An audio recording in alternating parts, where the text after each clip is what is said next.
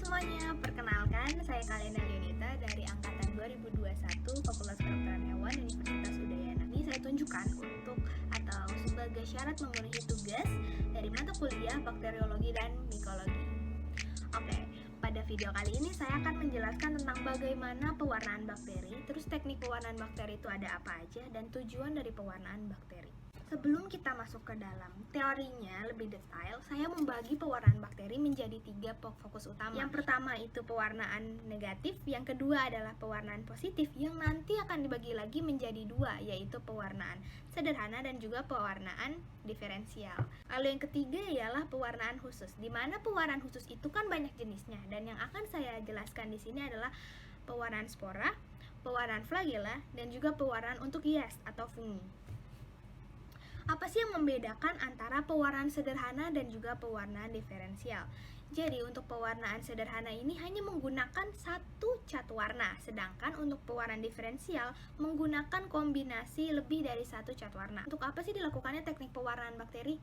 Jadi yang paling utama itu adalah untuk mengidentifikasi jenis bakteri tersebut, karena dengan melakukan pewarnaan pada objek gelas tersebut yang ada bakterinya atau sampelnya, kita dapat melihat bakteri di bawah mikroskop dengan lebih jelas. Kita dapat melihat ukuran, bentuk, struktur dalam hingga struktur luar dari bakteri. Jadi lebih mudah untuk kita mengidentifikasi jenis bakteri apa yang ada di sana. Pewarnaan yang pertama yaitu pewarnaan negatif. Perlu diketahui, pewarnaan negatif itu dilakukan dengan tujuan untuk melihat dengan jelas kapsul dari bakterinya itu sendiri.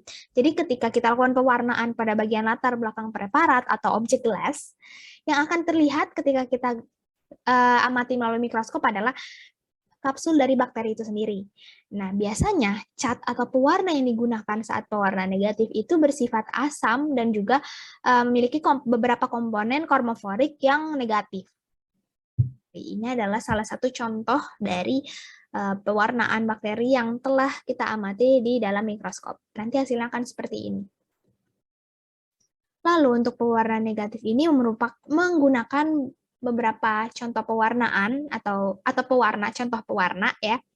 Yang pertama itu ada Dry India Ink yang nanti hasilnya akan seperti ini, akan lebih gelap, tapi sekali lagi yang saya tekankan, kapsul bakteri di sini akan terlihat dengan sangat jelas. Lalu yang kedua itu bisa juga menggunakan pewarna nigrosin, dan yang ketiga kita bisa menggunakan pewarna manifold strain.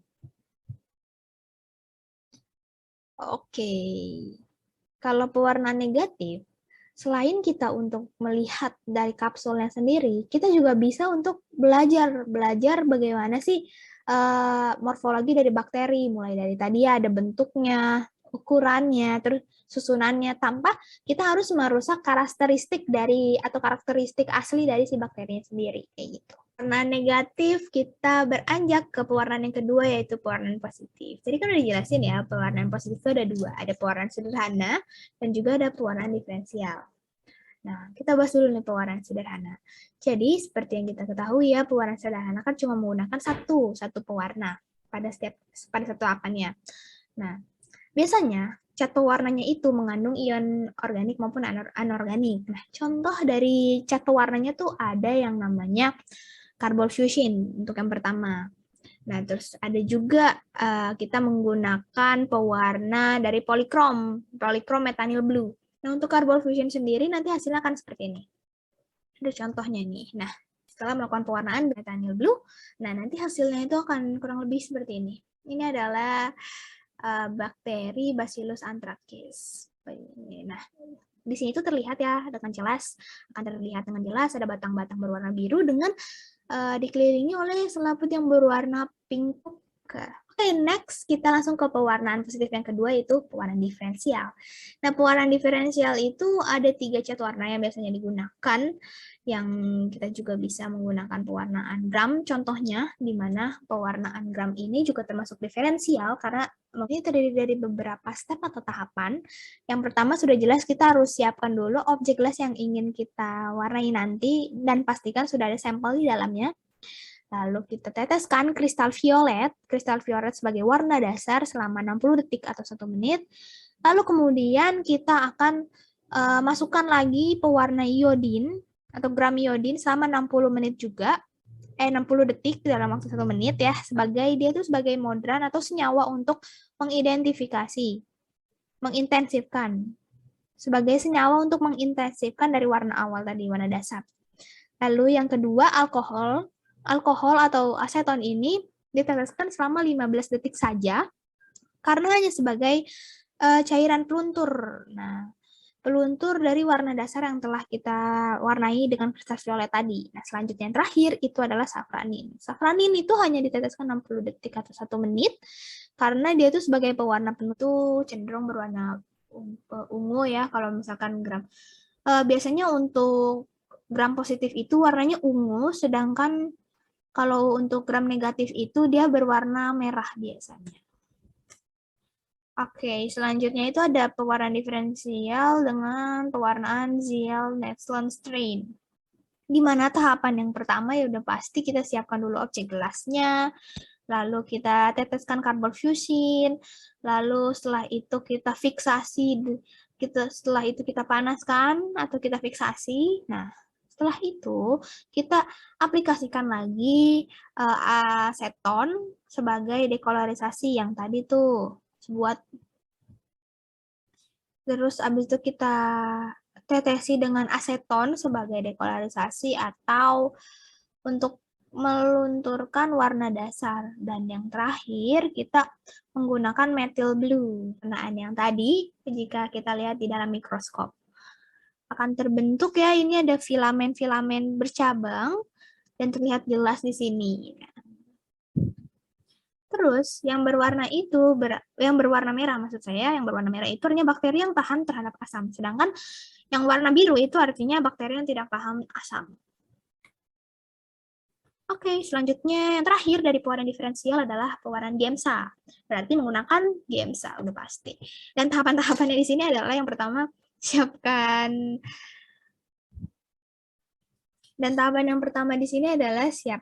objek gelas.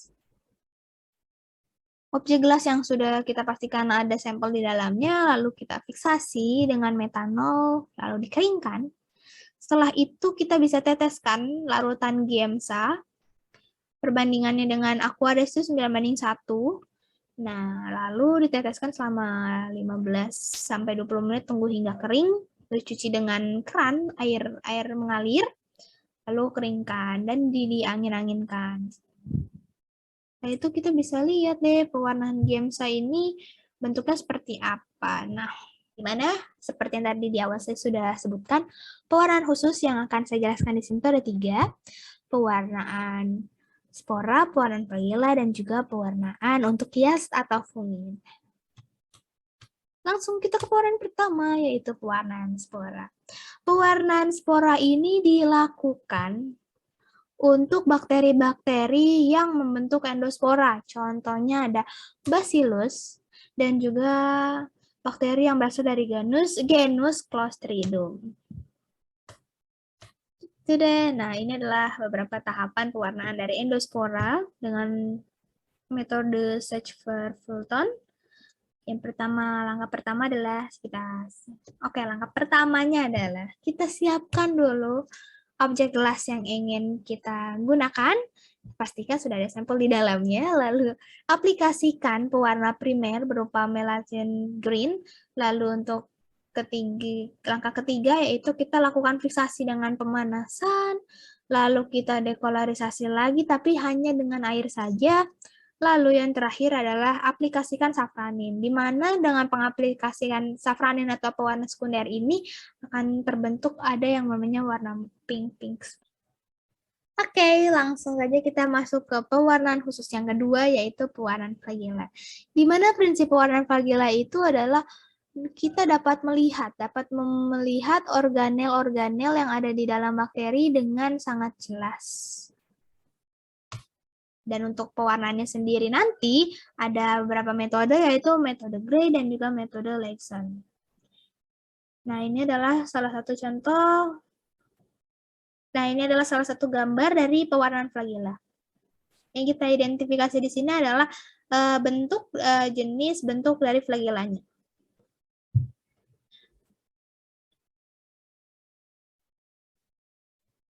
Oke, sebetulnya untuk pewarnaan jamur sendiri itu banyak sekali sih bagaimana cara memeriksanya, bisa menggunakan pewarnaan gram juga. Oke, ini ya yang ada terlihat di gambar ini.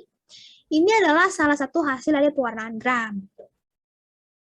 Karena fungi itu kan termasuk yeast ya, dalam gram positif. Sementara kalau untuk fungi yang memiliki HIV, itu termasuk ke dalam gram negatif. Makanya pewarnaan gram itu bisa menjadi salah satu metode untuk kita melihat jenis jamur apa yang ada di dalam preparat tersebut.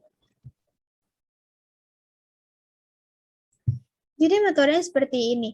Ketika dinding sel dari jamur atau fungi ini yang notabene itu tebal, dia akan mengikat erat warna kristal violet. Karena tadi kan di awal sudah dijelaskan untuk pewarnaan gram akan menggunakan kristal violet sebagai warna dasar.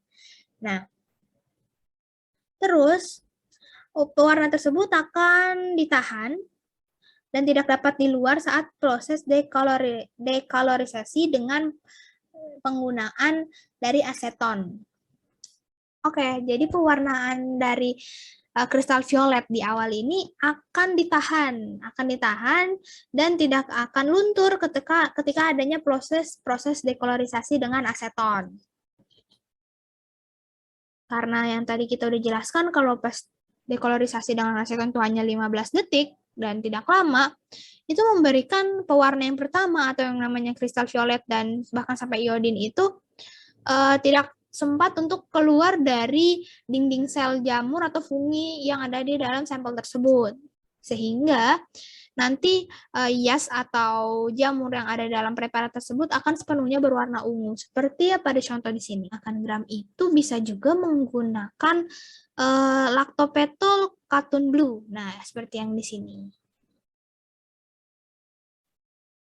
Sebetulnya langkah-langkahnya tidak terlalu banyak ya.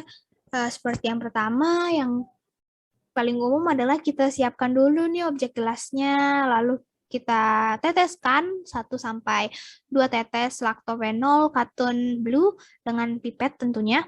Lalu yang langkah kedua, kita ambil kloni dengan jarum, kemudian kita goreskan ke dalam zat warna yang tadi kita udah teteskan dengan menggunakan pipet.